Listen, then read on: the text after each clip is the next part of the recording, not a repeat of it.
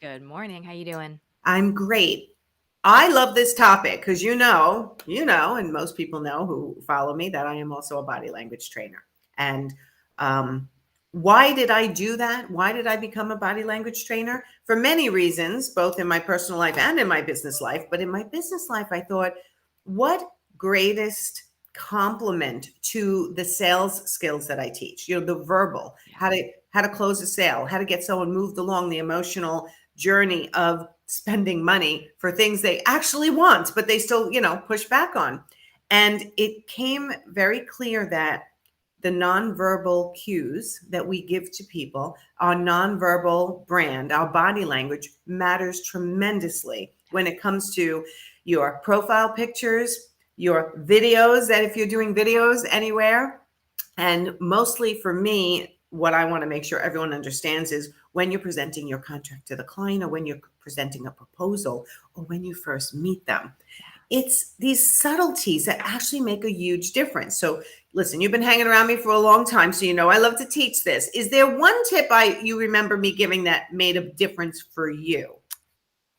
You have talked a lot about open body language, and Open I body have space. really picked up on that, and it's funny because there's times and I find myself fighting it where I feel like I wanna do this, and, like, physically opening my body feels uncomfortable, like, it's almost itchy in my chest, like, I don't wanna sit like this. This is how I feel right now. Right, right. If But you just want to sit comfortably and you kind of do this, but yeah, yeah, but when quote. I'm presenting quotes, proposals, money, I'm always very mindful to not be in this pose and to open myself. And I know another thing is showing hands. Like hands, they're trust. Trust indicators. Yeah. The most important thing I can teach anyone is make sure you're making eye contact and that your hands are visible, showing, and not holding a shit ton of stuff when you walk into someone's house, at Yeah. least the first time you meet them. First impressions are considered permanent. So you want to actually even think about when you get out of the car. Yeah. Like if they're looking out the window at you, if you're approaching their front door, the very first time they see you, you want to have certain things in place. And one of them is open hands. Don't be carrying a phone, a bunch of samples, your pocketbook, right? That happens. And sometimes you need all that Yep. stuff. So what do? You get the stuff organized before you go to the client's house. You get it into bags that can go over your shoulder, or if you have to put it in the crux of your elbow. And sometimes it's appropriate to even put some of the stuff down. So when they answer the door, you are open stance, looking them in the eye, smiling, and shaking their hand, because hands are not just for visibility, knowing that you don't have a gun, a knife, or this. That's why they're trust Yeah. indicators, right? Our instincts, we're born with instincts that if we can't see somebody's hands, you get a little nervous, right? You might not Yeah. understand what's going on, but you're like, I'm feeling uncomfortable, and you don't know why sometimes.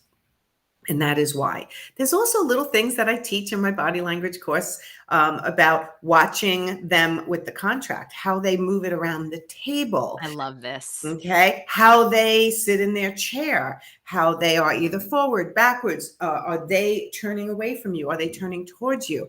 There is so much related to body language that I did a whole course on it, and I find it fascinating. And anyone who does the course and then, or I train and applies some of these principles of this certain type of eye contact, right? I've taught you the power gaze, the social gaze, or the intimate gaze. You certainly don't want to do a social gaze or an intimate gaze at a business meeting.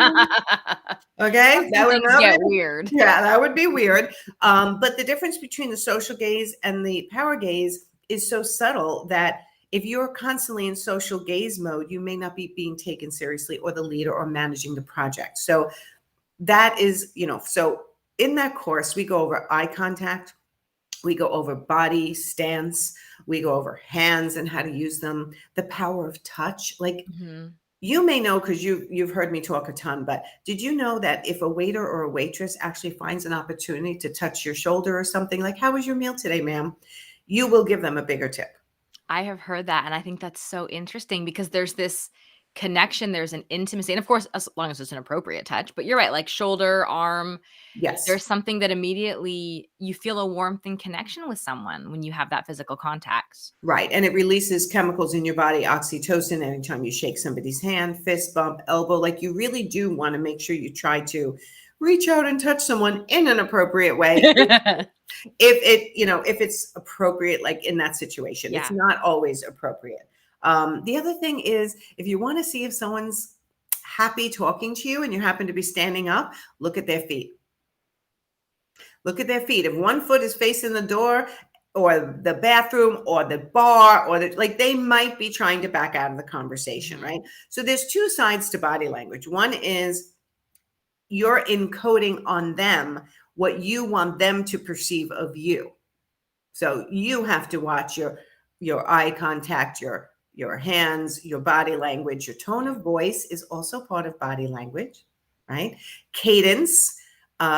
You were in my group yesterday with the Profit Insiders, and one of the girls is having a little trouble closing a sale. And I said, take a deep breath, lower your register, and it also slows you down. And sometimes when you're a younger person, or sometimes people's voices are just higher pitched, that's just their natural. You can naturally reduce your tone if you practice it. Okay. So it's one of the things that really makes a difference. Also taken seriously on a job. Your tone of voice, your pace, your eye contact, your open stance, fronting, which is when you're actually paying attention and talking to them with all of your body facing them, not like, yeah, okay, yeah. Your words could be saying, yeah, that's wonderful. Okay, yeah, I'm going, and saying all the right things. But if your feet are facing out, that means you are ready to leave that conversation. Yeah. There's also special places you can sit at the table, if it's a round table, or if I love this one. Like when you're presenting a contract or something where there's maybe expectations, or it might be a slightly uncomfortable conversation. You've got some great pointers on where to sit and where not to sit, which I think are awesome. Yeah, for different shapes tables, right? People don't realize if you sit, let's say, across from somebody in a conference room or in a meeting, which presenting your proposal could be considered a meeting, right? Across for them is actually the adversarial position. Yeah.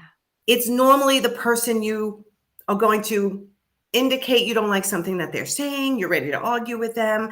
And again, this is all very subconscious. So I want people to realize that you may think that's ridiculous, but if you make these small changes, suddenly your closings are going smoother. Your relationships with your clients are smoother. You suddenly feel more comfortable.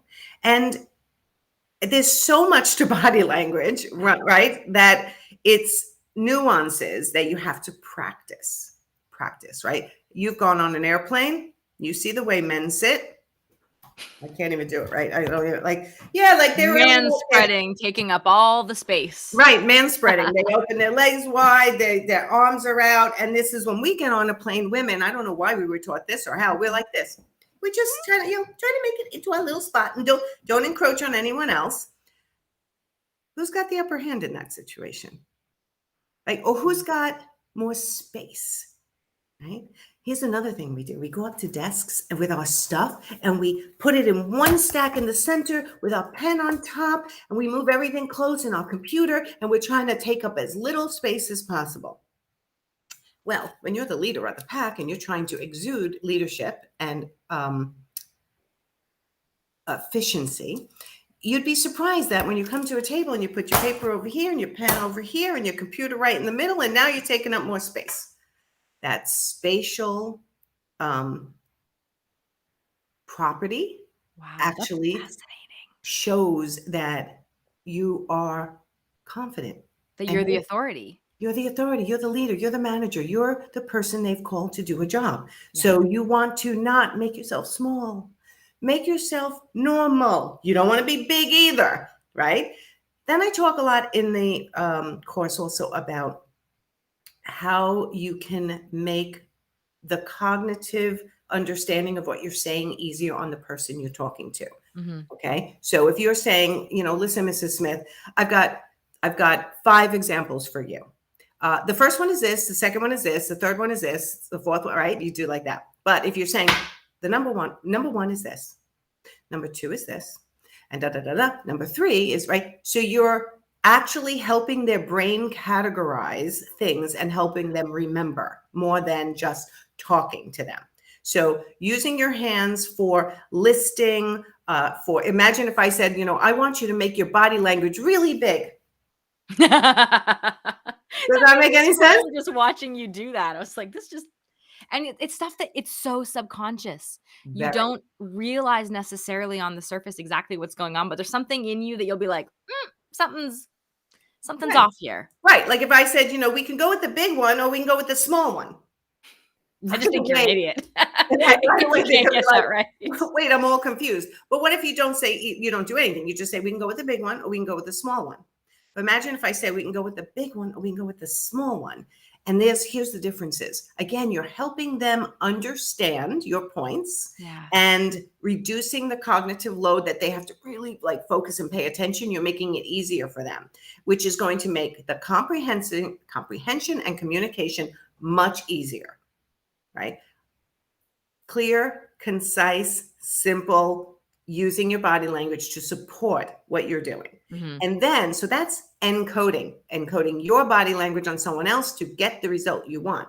And then there's decoding, watching your client to see what they're really thinking, even though they're saying everything you want to everything you want to hear. Okay. So when I do my Profit Insider application review calls, I can tell before the end of the call whether that person's going to sign most of the time. Yeah.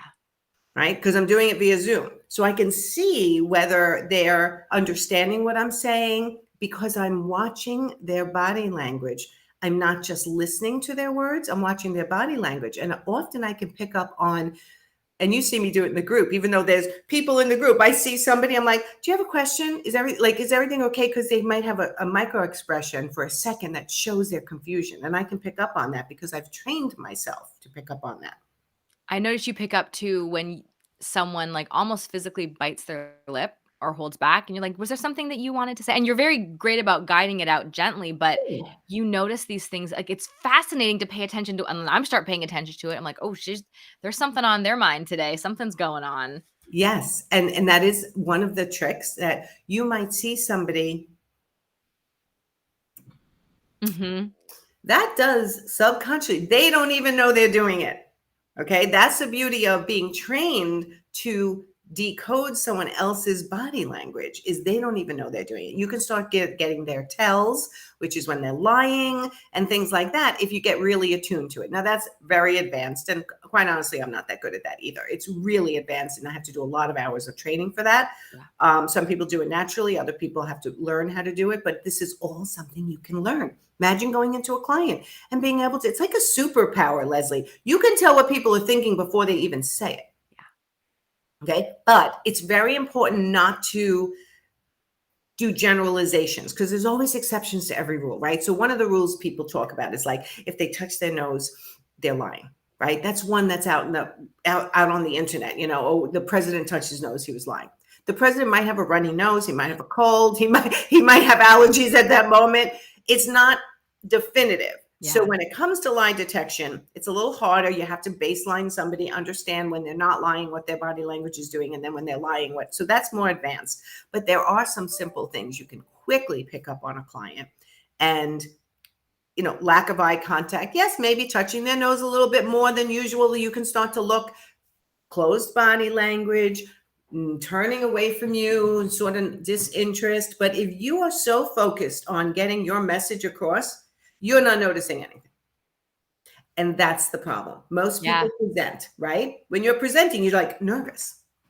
I got to get through this presentation before they question the price. Let me get right. I like how you present the pretty stuff first and then work backwards. Yeah. How much do you really pause and go slow enough to watch the client? Probably not enough. Thinking about it, I'm usually nervous. We talked about this with I've talked about some designers before where, like, a presentation is very vulnerable because it's subjective. It's your creativity, it's your ideas, and you're like, "Here's everything from my heart. What do you think of me?" And I know we all get in this place of, like, it's very vulnerable presenting not only the aesthetic side of it, but the financial side of it. And I know I can just snowplow right through and not pause. I talk fast anyway, And I really have to work at that. And often I am so focused on me that Yes, I'm missing those cues from clients. So this is yes, definitely a practiced, learned skill to get correct. more comfortable presenting.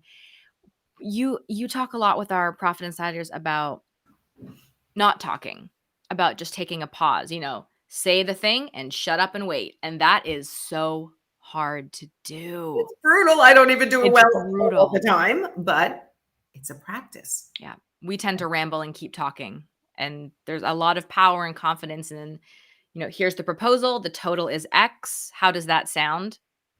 And shut up. Shut up. Don't, and here's the other thing I see people or hear people doing. I used to see it because I was an art consultant going into people's homes with the designer. So I used to see it a little bit more than I just hear it now. But the client says, I love it. It's great. And you keep talking. Well, because it's got this and that and the other thing, you know what? You close that sale, shut up and walk out. Or talk about the next thing. Yeah. You don't have to resell it over and over again unless the client starts, backing out of it at some point, truly. So being a good listener, you actually hear the yeses as opposed to your nerves making you continue to talk. Yeah. Right? This is applicable, even though it's body language, it has to do with your tone of voice as well and your presentation. And you brought something up before we went live, which I didn't have on my notes to mention today, but I thought it was a great idea to mention it, is people's profile pictures or their website photos. Tell me what you're observing. I'm because of you, I'm hyper aware of all this body language stuff, and I see designers' photos, whether it's like a profile photo on social media, it's a bio photo of them on their website. And, sometimes there's the power stance where you're trying to look fierce with the arms crossed, but there's sometimes where very subconsciously, very subtly, it reads, why does my computer keep shutting off?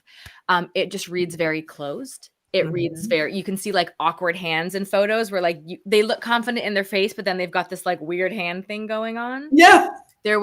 Someone was asking for feedback the other day on a document we were working on with them, and it was a cute profile picture, but she was kind of like this, like looking cute, but it Yeah. just looked like she was doing this, like, I don't want to listen to you. And Right. it was, again, subtle and subconscious, but I suggested, do you have another picture where you look more open, where you look more welcoming? Because those cues, like it might be cute, but as the first picture someone's seeing of you, when you're all tight and pinched and you're covering, Yes. it doesn't communicate what you want to, and you might not be closing sales. You might not have people reaching out to you, and it's this subconscious stuff where you don't even realize in something as what seems as simple as a profile photo Makes a is big setting difference. the tone for how people think about you and Yes. feel about you. Yes, it's that first impression. If they went to your website first and your primary photo is a picture of you sideways fixing flowers in a vase. I see that a lot, right? That's why I picked that. And I'm Yeah. like, that's not your primary picture. Put that on another page if you want to show like in action lifestyle shot. But I want to see you, right? I can tell right away if someone doesn't have a picture on their website, they're self-conscious. They're Mhm. maybe a shyer, more introverted person. Once I get them to put a picture up, it's like, what kind of picture did they put up, right? They're still hiding. So I want everyone to do their best to pick one body language tip you might have heard here today. Okay. Like making sure you're shaking someone's hands or making sure your feet are facing your client when they're talking to you. You're not half talking about something else that your brain is going to, that you're actually engaging. Your primary goal with an in-home consultation is to get emotionally connected to that client. Okay. That does not mean you talk about 10 hours about your daughters or sons going to college, the same college their kids went to, and all that stuff. That is getting too much. And nobody likes that. Everybody's crunched for time. So you don't want to overdo the personal talk. But connecting with them means I've heard what you've said. And I've told you in a convincing manner because you're genuine, open, your body language is saying that I can do that job for you. I'm the right person for you, as opposed to what we all think is most important, which is, I think you should paint this wall, brown, and this, like this special color. Like, you guys have to give valuable tips, but you have to do it in a way that you're balancing the connection with the client at the same time. So Yeah. it's not easy.